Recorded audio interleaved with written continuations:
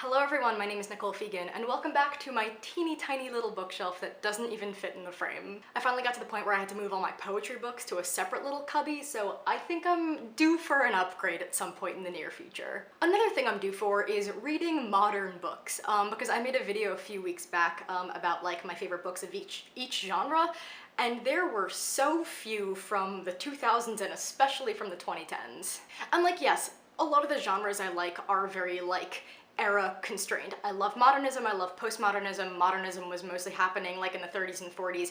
A lot of postmodernism I like is from like somewhere between like the 70s to 90s, but still, I make videos about books. I gotta know what's happening in books. So in this video, I'm going to be reading 4 books from the 2010s. And the way I chose them is I went to Goodreads and I went to my wish list and I chose the 4 highest rated books on my Goodreads wish list that were released in the 2010s. In the order I'm probably gonna be reading them, first we have John by Annie Baker, and this is a play. This currently has a 4.29 from 811 ratings.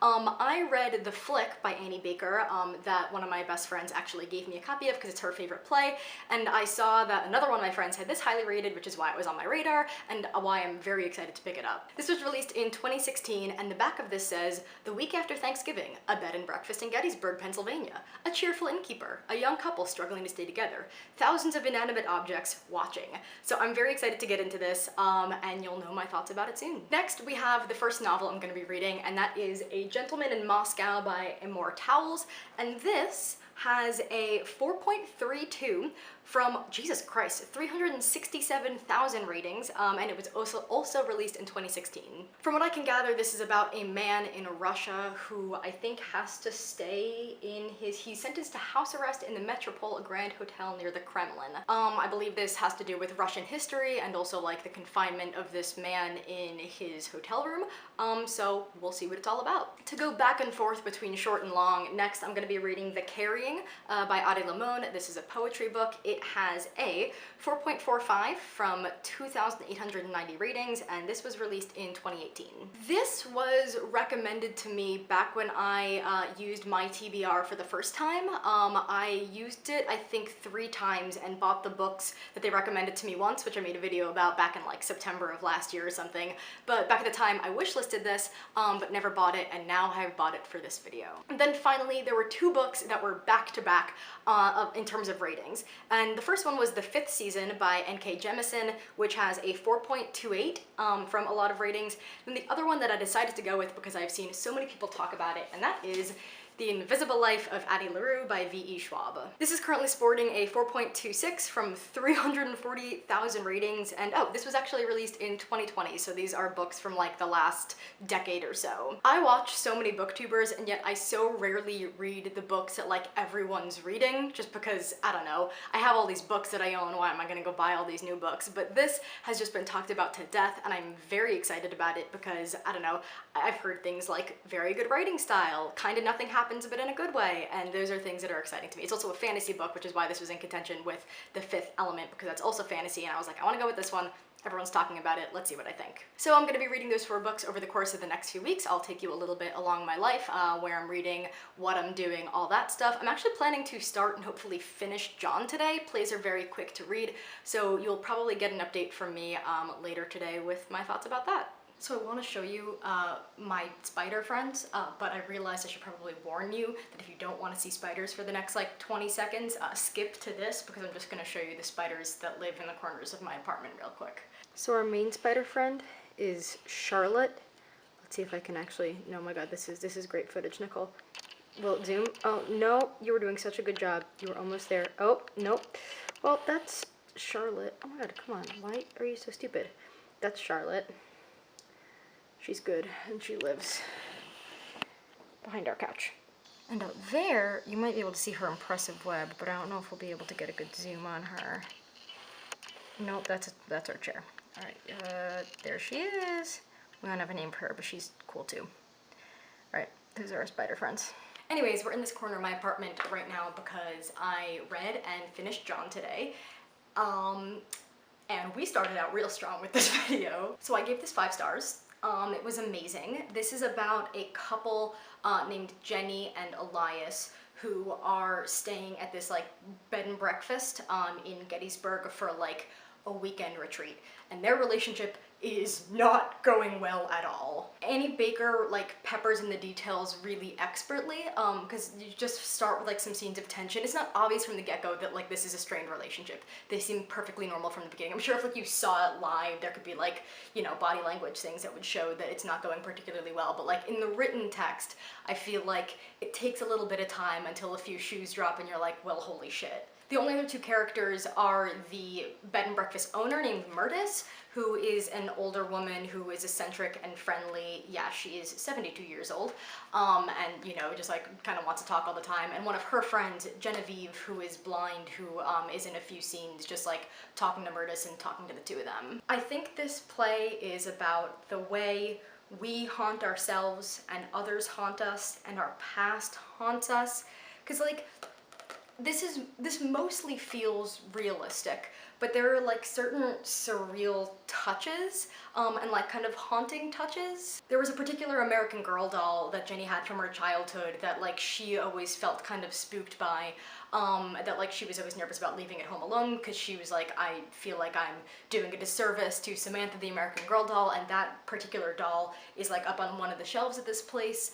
And similarly, just like some of the conversations that they have kind of this uncanny feeling to them. And then like with Jenny and Elias, their relationship has so much history, and it's like all coming back. This kind of feels like there's a line in a Mountain Goat song, a weekend in Utah won't fix what's wrong with us, and this like trip for the two of them kind of feels like the attempt to fix their relationship, and it's just like so clearly not gonna work. And something I really love about this is that it doesn't feel very clean cut who's at fault for the relationship not being perfect anymore. There's kind of one of them who definitely feels a little bit more at fault, but like in certain scenes, it's not like woman good and man bad, or woman bad, man good. I think it's a very complex relationship that feels very real. And also so much of it doesn't get answered. I feel like we get no answers about like, again, like any of these haunting things, like what I kind of like. I don't think this is a fantasy or magical play, and yet I feel like there are elements that feel magical anyways, and I like that none of that gets explained or answered or even really addressed. In fact, pardon me, like I feel like I'm dancing around fantasy terms, but like really this is almost a horror play because of how uncomfortable and how uncanny it feels at different points all throughout it. Reading plays is always very interesting because it's clearly like it wasn't meant to be this. I actually read an interview. Annie Baker is married to Noah Baumbach's brother. And so she and Greta Gerwig, who is dating Noah Baumbach, like know each other, and there's an interview where Greta Gerwig is interviewing Annie Baker, and oh fuck, where did I start this sentence? Oh, she was just talking about like the writing process and about how she doesn't write the play to think of it being read. So there's actually a lot of like stage directions in here that I felt like were so descriptive and awesome, and she was like, yeah, it's just like what comes to me. It's not for the reader's you know, it's not for the reader's sake, but I still felt like it did a good job for me to really give me a full picture. And there's this very long monologue that Genevieve has, who's kind of like the least important character, right before Act 3, that I could like, imagine being there for that, and like, I feel like I wouldn't know how to handle myself, and even when reading it, I didn't really know how to handle myself. I'm not sure if I've done an exceptionally good job at describing this, because I don't know like who the market of reading plays is for. Like, I want to give out recommendations, but I'm not really sure. One of the booktubers I watch most frequently, Books and Lala, she is very into fiction that's kind of like just a touch of magic or unexplained magic or horror and all those things. I think it's called like fabulism sometimes. And again, I feel like this is more on like the horror, uncanny side of things, but I feel like if a touch of weird, a touch of horror, but at the core like a very human, personal story, if those things sound interesting to you, this would be good for you. Also, last line of this really fucked me up. It was not good for me. For Christmas last year, which is also my birthday, though I don't actually celebrate Christmas, but I do celebrate my birthday, which is on Christmas, my boyfriend's family got me this like little deck of cards of like forgotten English words, and when I'm reading a book and need a bookmark, I just take a random one out. So for this book, it was Smell Feast, which, let me describe this for you. Mannerless belly god, or glutton, of the period between 1540 and 1700, who appeared uninvited to share in the feast. So that's Smell Feasty, or Smell Feast. So my plan is to start a Peace, The Stranger in Moscow. No, that's the Michael Jackson song. I'm planning to start A Gentleman in Moscow tomorrow, and we'll see how that goes. Reading is very slow for me, as I feel like I've previously mentioned, because I am a book editor by day, and so the last thing I want to do at night is read more. But I'm gonna try to read pretty feverishly over the weekend, to like just the weekends rather, just to like try to get some reading done. So yeah, I'll check back in with you when I've got like 100 pages or so read.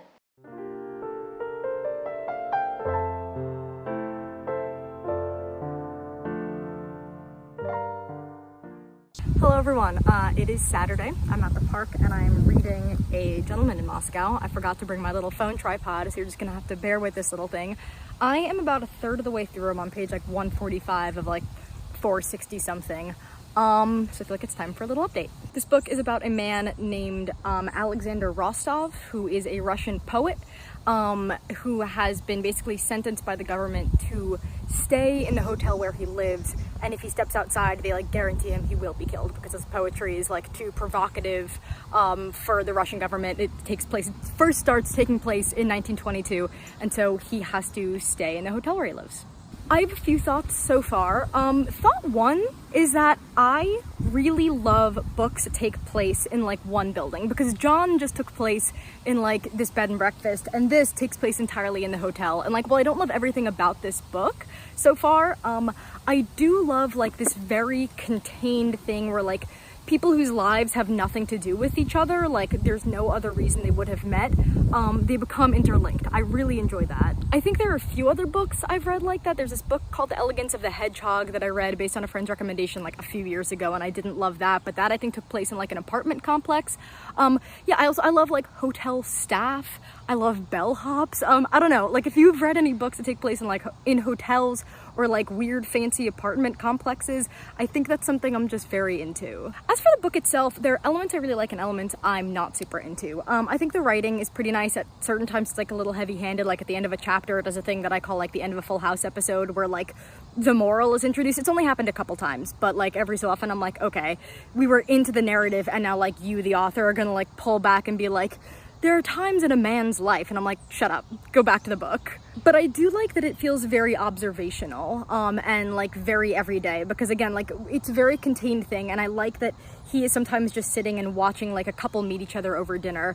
I think the element I'm not super into, there are times where like he's just witnessing like Russian political things go on, because like this is like a very fancy hotel he's in, and like there have been a few scenes where like big Russian political things are happening, and I just care a little bit less about that. I care more about like the small lives of the people around him than like the bigger lives of like Russian political leaders. He has this one friend, this like young girl named Nina, who I think her father is like in the military or something, so they move around a lot, so she has nothing to do but explore the hotel, and the two of them have kind of like become fast companions, and I'm interested to see where their relationship takes them, because like the back of the book mentions that like when he's put in charge of taking care of a girl who's in danger, he has to figure out what to do, and so far she has not been in danger, so I'm guessing that's going to be a big part of the book. It just hasn't happened yet. But yeah, I'm up to 1926. This book I think takes place over the course of like many years, so there's going to be a lot of his life that we're going to get to see, which I'm excited for. Again, we're like dancing around like the 3 to 3.54 range. I feel like it can go in like many different directions, so I will update you when I'm like halfway to 2/3 of the way done. So it's Sunday. I'm in my Sunday garb of nothingness with a pair of earrings to make me feel put together, and I've got some updates on some books. So the remaining 3 books. First off, you know I'm reading A Gentleman in Moscow, and it's fine, but it's not inspiring me to pick it up. So I decided instead to pick up The Carrying by Addie LaRue, which I read over the course of 2 days. Really quickly, I do plan to finish A Gentleman in Moscow, but final thoughts on that will probably be way later in this video. I'm so sorry. But The Carrying, I thought was quite good. I was actually a little bit nervous about this going in. So this is a poetry collection that kind of deals with motherhood and fertility and nature and the environment. There's kind of like a political bent. You get this sense over the course of the poems that Addie LaRue, she might not be like definitively infertile, but she's having trouble conceiving, and you get commentary on that along with kind of thoughts about the environment and climate change and how like species are dying, along with, again, thoughts of fertility and motherhood, just all of that weaved together. The reason I was a little nervous about this, I knew nothing about her poetry style, I like couldn't comment on that at all, but like just the topics of motherhood and fertility and all of that like are not like uncomfortable for me, but like they're things, no, they're uncomfortable for me. I'm gonna put it out there. I don't care about being a mother myself. This might be TMI for a reading vlog, but like I have no desire to have a kid. And so I thought that like these deep explorations of like the being a woman and being unable to have a child, like I wouldn't be able to connect with at all. And that did ring true in certain poems. There were certain poems where like, not that you have to be able to connect with or relate to a poem to get it, but like I felt so anti-connected that it made me uncomfortable, which is not the poetry's fault, but that's why I was nervous going in, because I thought that I was gonna have this like unfair coloring of the poems based on my own like personal shit. But I'm pleased to announce that not only is her style beautiful, but I found many of the poems in this, especially the ones that were a little bit more nature-oriented, so moving. I want to read to you my favorite poem from here, just so you can kind of get a sense of her style, and also just because I think it's really lovely. When I read this one, I like immediately started. So this is called Instructions on Not Giving Up. More than the fuchsia funnels breaking out of the crabapple tree, more than the neighbor's almost obscene display of cherry limbs shoving their cotton candy-colored blossoms to the slate sky of spring rains, it's the greening of the trees that really gets to me. When all the shock of white and taffy, the world's baubles and trinkets, leave the pavement strewn with the confetti of aftermath, the leaves come, patient, plodding, a green skin growing over whatever winter did to us, a return to the strange idea of continuous living despite the mess of us, the hurt, the empty. Fine then, I'll take it, the trees seem to say, a new slick leaf unfurling like a fist. I'll take it all. I think the particular personification of nature in that poem is really beautiful, and I think that's something that she kind of does. There's another poem in this that is, I think, my second favorite, which is called Overpass, and it's kind of about like being on your commute, and there's this dead raccoon on the side of the road, and she slowly passes and watches this raccoon just like slowly decay, and that's what the poem is about. And I don't know, I found her explorations of nature in conjunction with her explorations of her own like lack of fertility and lack of motherhood. It was really well woven together. There's actually one more line from a poem that I want to read to you. This is actually the moment in the collection where I realized that my feelings about fertility weren't going to be a problem. It was in part 3. There are 3 parts of this book. They're just kind of like sectioned off. And there's one poem where she's at a bar with a friend, a man who is a father, and he's kind of talking about how like, oh, like that's the next step in life, and like that's really what life's all about. And he doesn't drink, and there's just this one short line, I order a drink because I can, and maybe because he can't, and that second sentence is in parentheses. I don't know, I just thought that was so like biting and just really came through the page in a way that was just like so overwhelming that I was like, okay, she's really fucking good at this. Every poem in this felt very accessible. Her language is very dynamic and beautiful, but it never felt like it was going over my head. In terms of like physical like structure, it never really got like too crazy or out there or anything. I don't want to call them simple because again I still think there's a lot going on here, but I think if you're someone who doesn't often read poetry and the themes I've talked about interest you, I really can't recommend this enough. In terms of rating, I give this a 4 out of 5 on Goodreads. I think it was wonderful. It's just not like a personal favorite or anything, but I actually think I might get the chance to hear her speak somewhat soon. She's like coming to a city near me, and I might go like watch her speak and do a reading, which would be really cool. My other book update though, and we're just gonna, I'm going out of frame and I'm coming back into frame, is because I'm not super duper into, what's the book I'm reading? A Gentleman in Moscow. I started The Invisible Life of Addie LaRue, and I'm on page, what, like 80? I'm on page 70. When I read hardcover books, I take the dust jacket off just because it's easier, so I'm just gonna be holding up this black book. I honestly don't even have to hold it up. I don't know why I do that, but like, you know the book I'm talking about. I started The Invisible Life of Addie LaRue. It is a fantasy book that came out in 2020, and I'm enjoying it so far. The Invisible Life of Addie LaRue is about Addie LaRue, who is forgotten by everyone like the second after she's out of sight. So she has been alive for like 300 years, since like the late 1600s, and a lot of the book takes place in 2014. And yeah, she kind of goes through life and no one remembers her. I'm obviously still in the exposition phases. We've kind of gotten glimpses of what her life looks like in modern day New York, or 2014 New York. And there are a few key figures that obviously she remembers, like a few people that she has had interactions with multiple times. They obviously don't remember talking to her. And then it goes back and forth in time. We also get to see her childhood and when this happened and why this happened. She made a deal with a god or a spirit of some kind, that basically she didn't want to be tied down. She was going to be married off, and she basically prayed to an unambiguous god, and one came to her and was like, you you will never be tied down or whatever, and here's a deal. And obviously she didn't sign up for this, but this is what that deal ended up being for her. Kind of gives me vague Dr. Faustus vibes, if you will. I'm really liking the writing. One of the things I've seen lauded about this book is that it's beautifully written, and that's also a thing I've seen people dislike about it. It's just like, oh, it's just pretty writing, but nothing happens. But I was a little nervous after not being super into A Gentleman in Moscow, being like, oh no, I'm just this crotchety old-timey woman who can only like classics. But this is giving me a little more hope. This is kind of in the 3.5 to 4 range right now, while Mr. Amor Towels is kind of in the 3 range, and I will get back to that, I promise. I think I mentioned earlier in this video that I use these little cards, these little English language cards, as bookmarks, and so the one that I pulled out for this book is besom.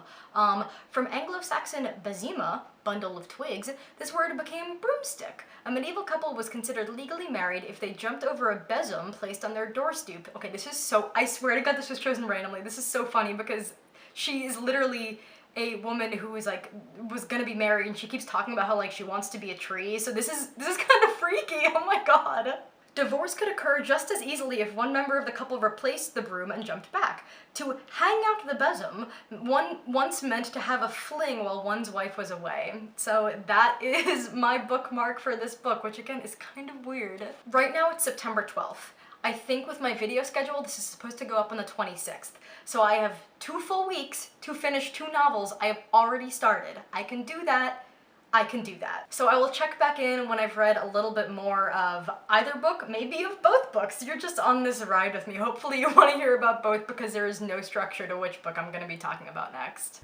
I just spent 4 hours at my local library reading the majority of The Invisible Life of Addie LaRue. And now it's over. I'm probably gonna wait till I can like properly film with my camera to talk about this book. But call me like a TikTok girly, because I had a hell of a time with that book. Are you kidding me?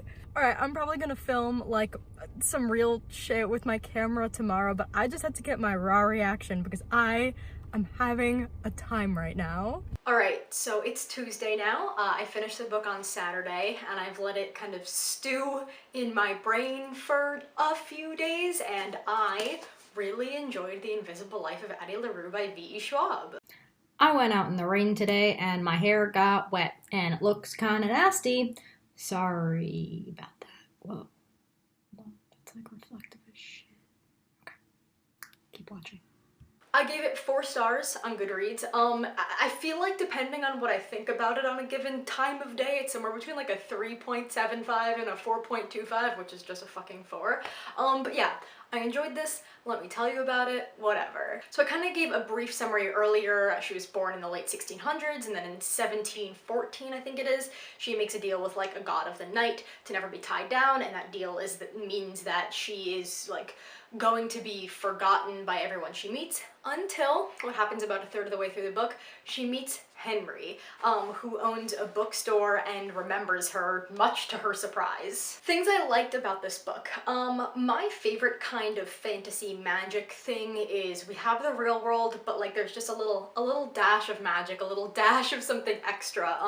Those were all of like the ideas that I had for novels when I was in like elementary, middle school. It was like, everything's normal, but there's one girl with very, very specific magical powers. So I kind of like that it had this extremely magical quality, but the rest of the world was just normal. I don't read a ton of books that have like romance kind of central to the plot. Obviously there are some, but like I haven't read any strict romances, and even a lot of the classics that I read, like I've never really read a ton of Jane Austen and all that, so like I don't read a ton of romance. And the central romance between Addie and Henry just like had my heart like completely swooning. It is true that nothing really happens.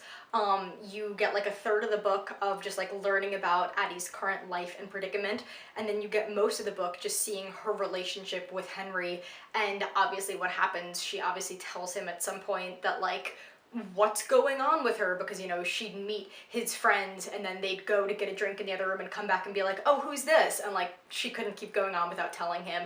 But it's just their lives. It's very slice of lifey in that sense. And I enjoy that. I don't think it's for everyone. I actually watched the reviews of some of my favorite booktubers talking about this, and Kayla from Books and Lala was talking about like, I love this book, but this is not a book for everyone. And I agree with that. If you're a very plot heavy reader, this is like not really going to rivet you in the way you probably want to be riveted. But this kind of gave me the similar feeling I got when I read The Night Circus. I think that is a better book and it's definitely more magical, but I think that mixture of romance and haunting and like darkness and magic, because also like she has a sustained relationship with like the god, devil, demon, whatever that she made the deal with. Like they kind of develop some kind of friendship. It's interesting.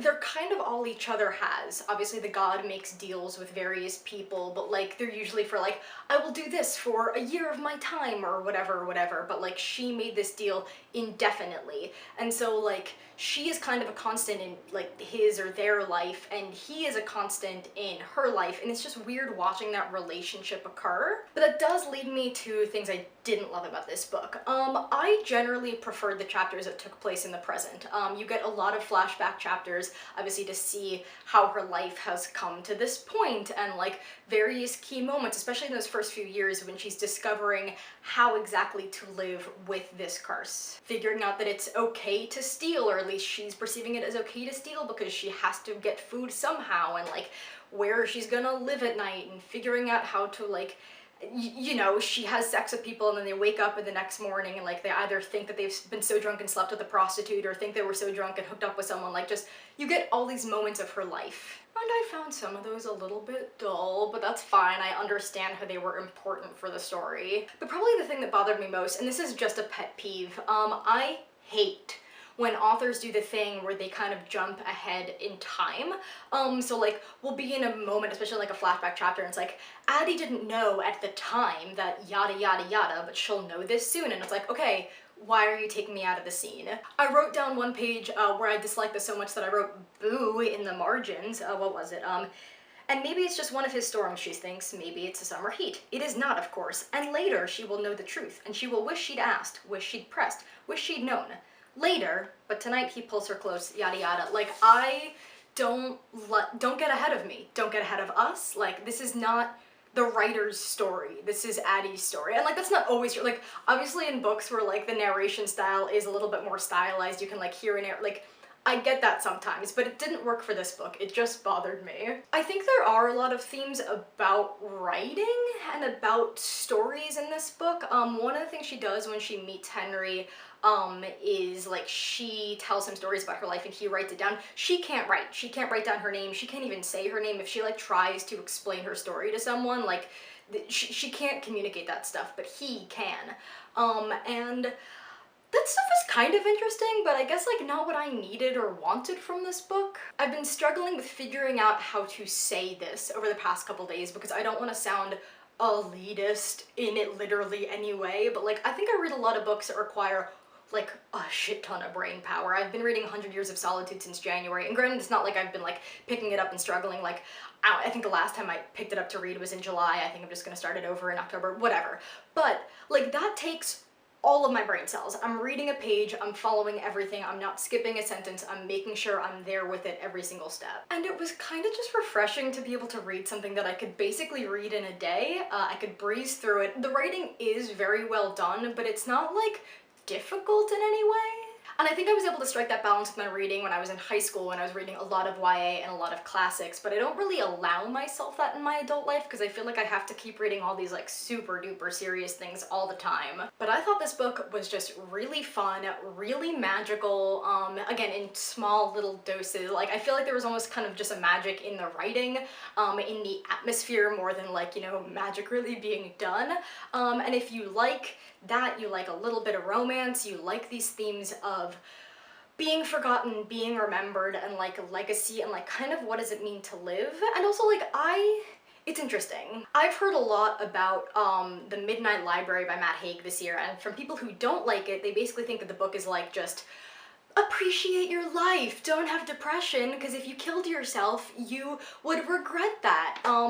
And I've heard that from people that just like really feels super hammy. And there were times in this book where it felt a little bit moralistic, like, you should appreciate the people you have and the life you have, because if you lived like Addie, you would regret it. And I don't think that was super present. I don't think that was something the book was trying to do. I don't think it's just like a learn to appreciate your life book, that's what it's all about.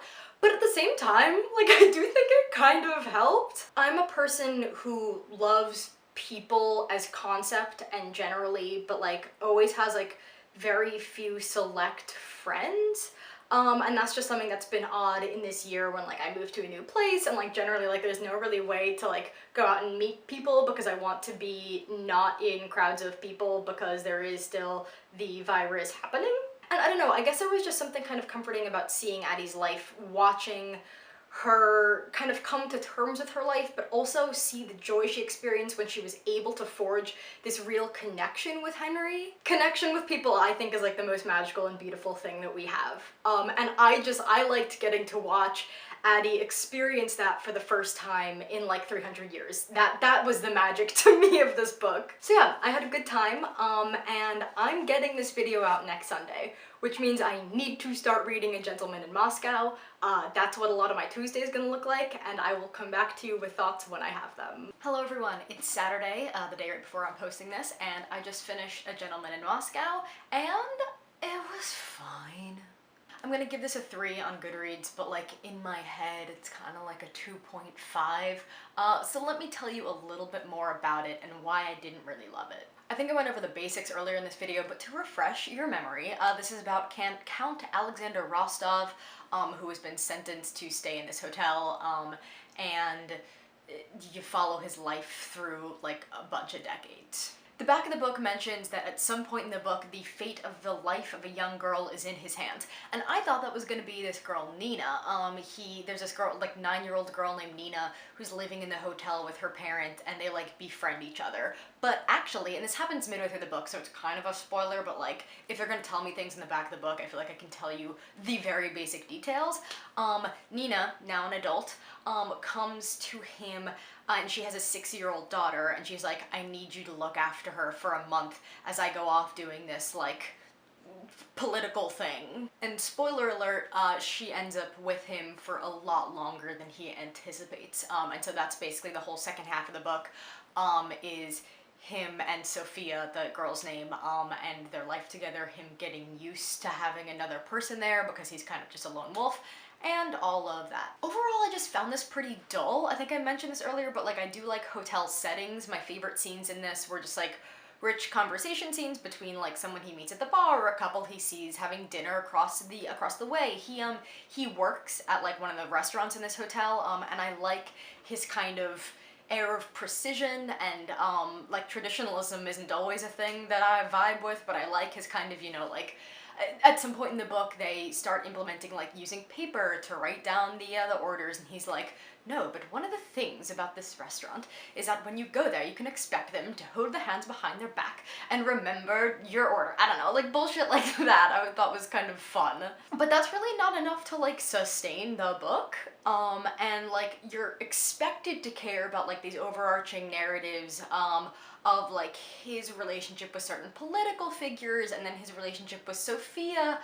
And I feel like Sophia wasn't really developed enough. I liked Nina as a character. I thought Nina, we got a lot of, but like, given the fact that he and Sophia were literally living together for a large portion of this book, I feel like she was just set dressing. And I don't even think in like a particularly like misogynistic way, like he doesn't know how to write female characters. I think it was just like just not well done generally. Like, we didn't get any of her personality really, except for the fact that she's demure and good at the piano. So on like a personal relationships level, while I did kind of like the relationship between him and Nina, by the time Sophia's introduced, you don't get that like found family, like the good feelings of any of their relationships, because I don't feel like they're very well contoured or explained, or don't like, they're just not really rich relationships. And then, if you don't have that, you're kind of left with the political stuff. And I just feel like, because this book took place over such a long period of time, I feel like its way of explaining stuff happening in Russian history was just kind of tossed off. It was both like explaining too much, and I feel like didn't go in depth enough, and it just kind of fell flat on those ends. And then of course the book does the thing that I hate, where like, it will tell you the moral at the end of a chapter sometimes. Let me see if I can find, there was one particular chapter in the first half of the book that, again, I feel like I circled or starred or maybe even wrote